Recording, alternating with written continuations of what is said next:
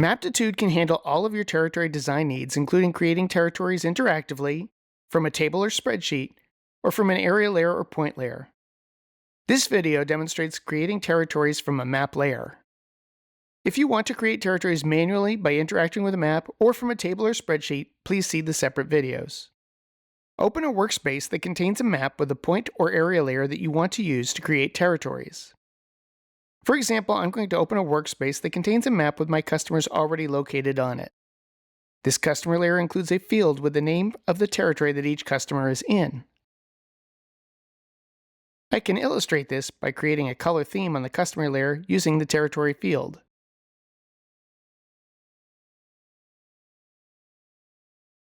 To add a territory layer to the map, choose Map, New Territory Layer. If my map contained an area layer of territories, perhaps imported from another GIS format or created with one of the Maptitude analysis tools, I could use this third option to create a territory layer from an existing area layer.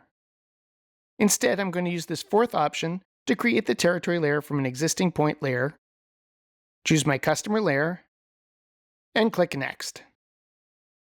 I want to base the territories on zip code boundaries, so these map settings at the top are correct.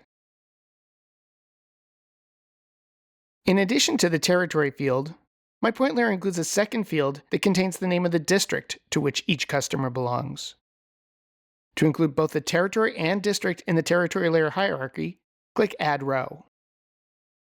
Maptitude has correctly found the fields that identify the territory and district in the first column, so I can click Next and choose any fields to track for the territories. For example, to track population data from the zip code layer, click this button, choose Add Geography Layer Fields, choose the population field, and click OK.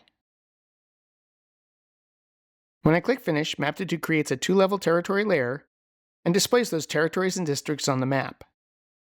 You can see that District 1 comprises the downtown and south territories, and District 2 comprises the northwest and northeast territories. You can also see in the Territory Manager the population in each territory and district.